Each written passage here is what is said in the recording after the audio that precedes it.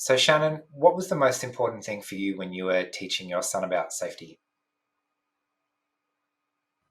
I think it was the practical elements of how to assess different social situations because being able to do that is a learned skill. And my son has a very concrete way of thinking and an almost superhero approach to the world where the good guys always do good and the bad guys are clearly identified with uniform and music as well as actions. And it's very hard to teach him about the different nuances of environment and context and different groups. He also had that very concrete approach to uh, bad things only happen to bad people. And it was one of those horrible but necessary discussions to kind of indicate that sometimes bad things just happen and that's a random thing, and that we need to be able to assess environments and people and make decisions to keep ourselves safe.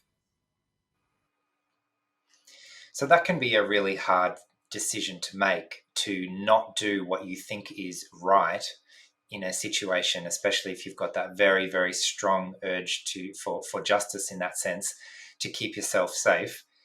How did you go about sharing that message? So I started teaching my son about what a safe or unsafe situation would look like. And it was difficult to start with because I had to define what a safe environment or situation felt like.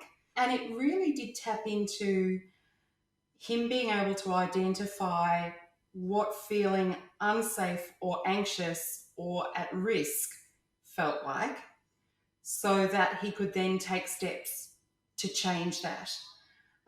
So it's really one of those social skills that's a really important step where your barometer, your tuning fork for what feels okay is what you've got to primarily listen to. And it was really strange to discuss that other people might feel safe in situations, but if you don't feel safe, that is an important measure, and that you have the right to feel safe and not at risk. And one of the challenges to teaching around that is that for a lot of us, there are a very large number of situations in which we do not feel safe. So if I feel unsafe in most places most of the time, it's difficult to hear and adequately understand the message that I should do something if I feel unsafe. I should make the situation better, because the situation I feel unsafe is I'm sitting in the classroom and it's just a normal situation for everyone else. So sometimes it helps to zoom out a little bit with these things, and it takes some preparation of the groundwork of those other empathy skills and listening into my own feelings of what I need in a situation, so that I can understand that I do have the right to feel safe. It is something that I can ask for, that I can actually advocate for myself around, so that when the situation becomes more objectively unsafe, I'm also more likely to stand up for myself and say, no, this is actually not okay. Actually, I'm going to leave this situation now. Just like the skills that I was building in the classroom, where if I was feeling overwhelmed, I had a safe way of saying, actually, I'm not okay. Actually, I have to leave the situation now. It's also really challenging as a parent because that need to protect and that need to adapt the environment constantly to try and ensure a successful experience, while it's a great goal most of the time, it's also something that means that in the background, you're always tweaking certain things. And the effect that that has had is that my child has never felt unsafe. They've never felt any sort of sense of risk because there have been a lot of things going on in the background with other parents. to ensure that everything is positive. And while I'm not in any sense suggesting that we have our children in unsafe situations, there are sort of situations that we can architect where our children are with their peers or with people that they trust, but we step back a little bit more. So, and allow the group dynamics to unfold as they do, allow different activities to occur. We allow sort of safe fails to happen because we need our children to start sensing different environments and different dynamics so that they can respond using their own senses and their own feelings, rather than us often sort of tweaking the circumstances to always make it a positive thing. So, when learning what an unsafe situation is, it starts with learning to recognize what a safe situation is and then noticing the difference. So, if I feel okay most of the time, then when I start getting that feeling that can be sometimes hard to identify in the moment, that I didn't like what that person said, or I'm not sure I want to be here, or I have a weird feeling that I want to get out of this situation. That's the start of noticing that what is going on in the situation, even before I can actually label what's happening, even before I can label it as bullying, even before I can imagine in my head that maybe it's an unsafe situation physically. Those early warning signs are the ones that help us to start identifying those situations in advance.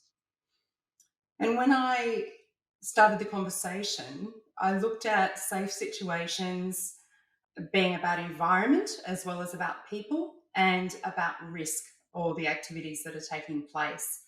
I also know that my son has a very strong empathetic reaction, and he feels things probably before he's able to actually identify different perspectives or how other people are reacting. So it was important to describe to him that you need to be aware of your environment. You need to be aware of the closest source of help. You need to know data, such as your address, your parents' addresses, a mobile phone number.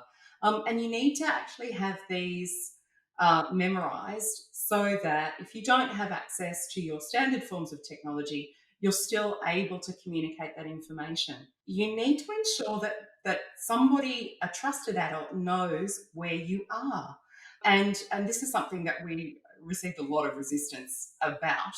But I said, I can't identify if you're missing if I don't know where you're expected to be. And that's the purpose of it. It's not to judge your activities. It's not to limit your fun or freedom. It's simply to understand where you are at a given time so that I can understand what's expected. I think it's also important to know any important details about your friends so that if there is an accident or an emergency or someone is unwell, you can say, yes, my friend has asthma, or yes, they're allergic to peanuts. And that safe situations can become unsafe very quickly. And the most important thing when that happens is to take a deep breath and assess the situation before reacting. Because otherwise, what happens is that you can become part of the chaos that is happening around you very, very easily, rather than part of helping resolve the situation. And it's always easier to prevent danger and confrontation than it is to manage it once it's occurred. So, part of the difficulty of identifying an unsafe situation is that a lot of us tend to want to be sure about our own judgment. I know if someone asked me a question and I was only 95% sure of the answer, I would answer, I don't know, because I wasn't sure. And it took me until much later in adulthood to realize that when other people said, yes, I'm sure, they were probably more like 75% sure and they would act as if they were 100% sure. Why? Because if you're 95% sure, it helps to act as if you're 100% sure. So if I'm mostly sure, that someone is making fun of me, they probably are making fun of me. If I'm mostly sure that I don't really trust this person, I probably shouldn't trust this person. If I'm mostly sure that this situation is not a good situation to be in, it's either unsafe or dangerous, or it's against my values, or I don't want to do this, I don't necessarily need to have all the answers. I don't need to know why. But if I'm fairly sure, it's usually a good idea to act on those fairly sure instincts. So I find that teaching this explicitly allows me to understand that yes, I'm not 100% sure, but it's also a good idea to act as if I were 100% sure, because most of the time I will be correct. And then it's important to look at how to identify bullying, because sometimes it's disguised as a joke or teasing that's not intended to make somebody feel really, really uncomfortable. It's not always in the best of intentions either, but it's important to look at maybe the motivation behind bullying behavior to be able to identify it a little bit more clearly. So, a bully is somebody who behaves disrespectfully or aggressively to undermine self confidence.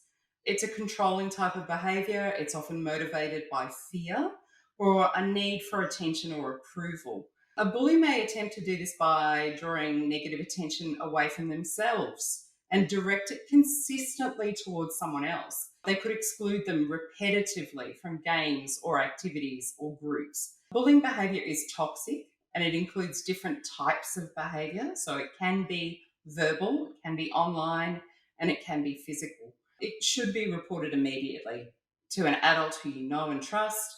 And there's also online counselling services, just such as the Kids Helpline, that do provide excellent advice. But understanding that the bullying behaviour is often targeted towards a person or a group that the bully feels is vulnerable.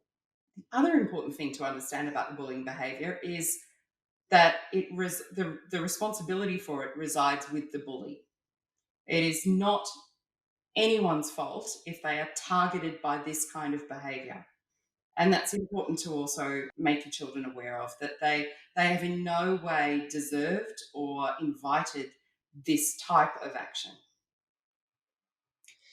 So, for a person that finds it difficult in general to decode the social situation, what's going on, what does this person mean, why are they acting in this way, why are people talking to me and saying these things to me, it can add a layer of difficulty to trying to figure out what is the intention behind what's going on. Are they being mean? Are they actually trying to be friendly? What's going on here?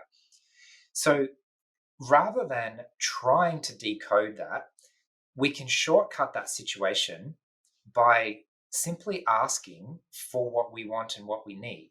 If a friend of mine insults me and is teasing me and I don't like it, if I tell that friend, in all honesty, can you please stop doing that? I really don't like it when you call me this or when you say this about me, then a real friend will hear that and accept that and stop doing it.